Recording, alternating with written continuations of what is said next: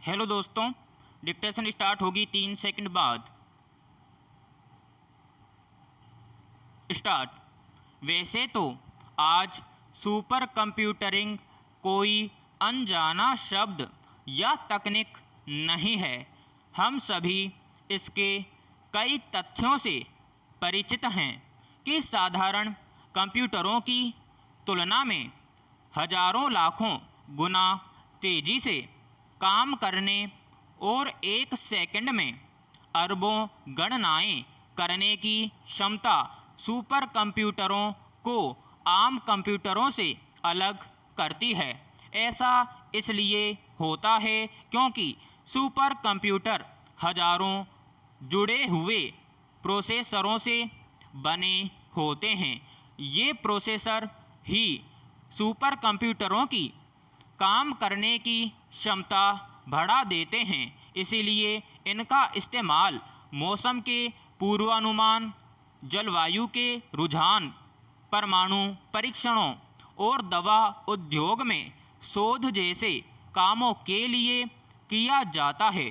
चिकित्सा, खास तौर से दवा क्षेत्र में कोरोना महामारी के दौर में सुपर कंप्यूटरों का इस्तेमाल काफ़ी बढ़ा है। इससे जहां एक ओर कोरोना विषाणु के स्वरूप बदलने की क्षमताओं को समझने के प्रयास हो रहे हैं, वहीं यह आकलन भी किया जा रहा है कि कौन सा टीका कितना कारगर रहेगा। सुपर कंप्यूटरों से अंतरिक्ष अनुसंधान और बेहद उच्च स्तरीय हथियार जैसे कि परमाणु हथियार और हाइपरसोनिक मिसाइलें बनाने में भी काफ़ी मदद मिलती है। पैराग्राफ। इसमें कोई दो राय नहीं कि देश भर में फैली महामारी के संकट के बीच केंद्र सरकार ने अपनी ओर से हालात पर काबू पाने के लिए यथासंभव कोशिश की है, लेकिन यह भी सच है कि घोषणा के बरक्स कुछ फैसलों पर अमल को लेकर जिस तरह की लापरवाही देखी गई, उसने समस्या को और बढ़ाया। इस महामारी से निपटने के क्रम में मौजूदा सीमाओं के तहत टीकाकरण को एक अहम उपाय के तौर पर देखा जा रहा है। शुरू में दो कंपनियों के टीकों के सहारे टीकाकरण अभियान की शुरुआत हुई। तब ऐसा लगा कि अब देश कोरोना की वजह से उपजे संकट से पार पाने की दिशा में आगे बढ़ चुका है। अब तक टीके की 17 करोड़ से ज़्यादा खुराक दी जा चुकी है। अभी इस दिशा में बहुत लंबा सफ़र तय करना बाकी है, लेकिन सच यह है कि अभी ही टीकाकरण अभियान की रफ्तार बेहद धीमी हो गई है। इसकी वजह टीकों की कमी है।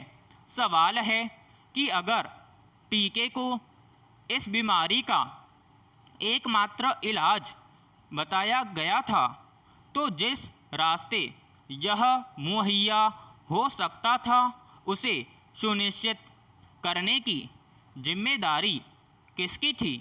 पैराग्राफ।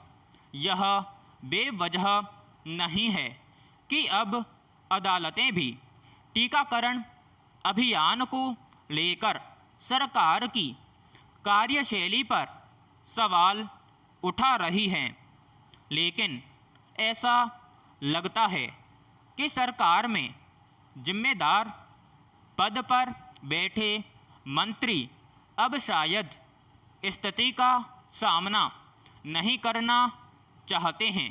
गौरतलब है कि टीकों की कमी को लेकर उठने वाले सवालों के बीच केंद्रीय रसायन और उर्वरक मंत्री सदानंद गौड़ा ने गुरुवार को कहा कि निर्देश के मुताबिक टीके का उत्पादन नहीं होने पर क्या सरकार में शामिल लोगों को फांसी लगा लेनी चाहिए।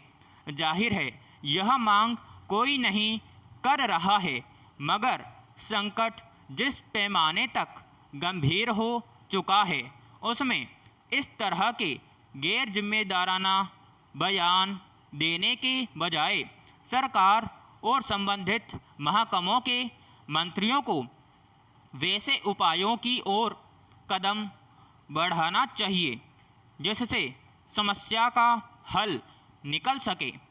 देश में आबादी के अनुपात में अचानक ही सबके लिए टीका मुहैया करा पाना मुश्किल है, लेकिन इसके उत्पादन में बढ़ोतरी के प्रयास किए जा सकते हैं या फिर दूसरी कंपनियों के टीकों के प्रयोग की अनुमति के साथ उनकी उपलब्धता बढ़ाई जा सकती है।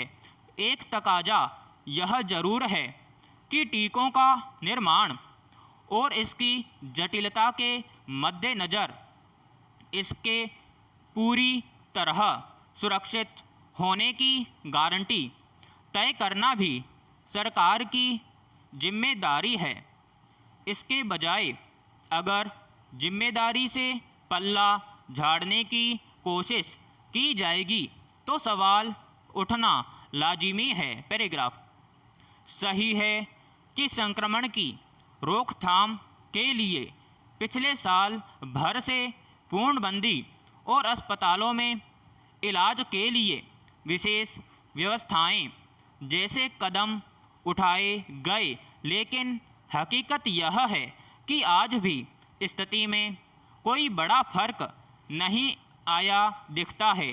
उल्टे दूसरी लहर के दौरान यह साफ देखा जा रहा है कि स्वास्थ्य सुविधाओं की लचर हालत की वजह से स्थिति ज़्यादा विकट हो गई।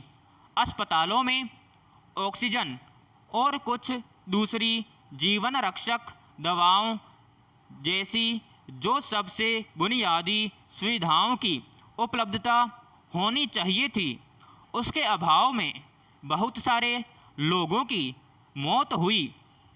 पिछले साल ही जब यह लगभग साफ था कि इस महामारी का दौर लंबा खिंचने वाला है और समय समय पर यह गंभीर शक्ल लेकर बड़ी तादाद में लोगों की जान ले सकती है, तो पूरे साल भर में सरकार ने इससे निपटने के लिए क्या वैकल्पिक इंतजाम किए।